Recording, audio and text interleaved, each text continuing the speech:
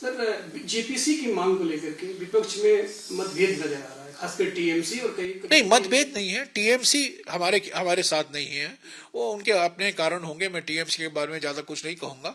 NCP ने ED का खत जो है, जो 16 पार्टियों ने लिखा है, उस पर उन्होंने हस्ताक्षर नहीं किया, पर उन्होंने पहले ही मुझे कहा था कि हम समर्थन करते हैं, पर कुछ मजबूरियां हैं, हम इस पर साइन नहीं कर सकते। पर 16 पार्टियां हैं जो एकजुट होकर जेपीसी की मांग कर रहे हैं। पहले कांग्रेस पार्टी तो पहले दिन से ही मांग कर रही है। 1992 में जेपीसी हुआ हर्षद मेहता घोटाले में, 2001 में केतन पारेख घोटाले में जेपीसी हुआ। पहले जेपीसी में नरसिम्हा प्रधानमंत्री थे, दूसरे जेपीसी में अटल बिहारी वाजपेयी जी प्रधानमंत्री थे। पहले 2 बार घोटाले के संबंध में जेपीसी का गठन किया गया। अभी जेपीसी का गठन करने में क्यों खिसखिसा रहे हैं? और ये अभी कह रहे हैं कि सुप्रीम कोर्ट की समिति इस पर जांच करेगी। सुप्रीम कोर्ट की समिति की जो मकसद है, जो उद्देश्य है, वो सीमित है। और जो मुद्दे उठ रहे हैं हमारे सवालों से, 93 सवालों से, ये न केवल अडानी से जुड़ा हुआ है, ये सरकार से जुड़ा हुआ है, सरकार के मंत्रियों से जुड़ा हुआ है, प्रधानमंत्री से जुड़ा हुआ है। ये सिर्फ टेक्निकल सवाल नहीं है।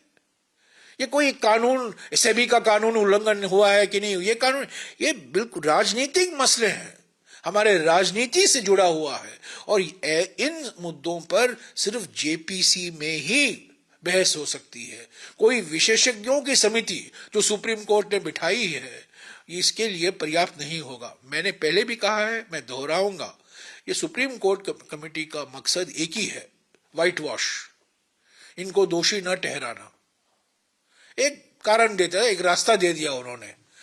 अगर नीयत साफ है, अगर उनको कुछ छुपाना नहीं है, तो प्रधानमंत्री जेपीसी का गठन करें।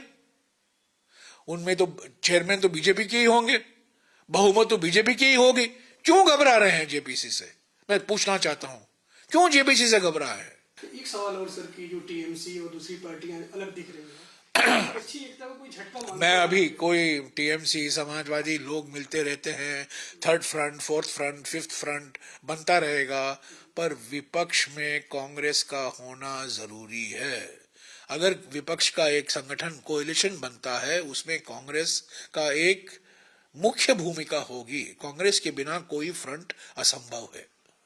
कांग्रेस का होना, ये सब अभी बहुत जल्दबाजी। अभी हम कर्नाटक में व्यस्त हैं, उसके बाद तेलंगाना आएगा, महाराष्ट्र, मध्य प्रदेश आएगा, छत्तीसगढ़ आएगा, राजस्थान आएगा, मिजोरम के चुनाव होंगे। तो 2023 में हम ये राज्यों के चुनाव में हम व्यस्त रहेंगे, बिजी रहेंगे।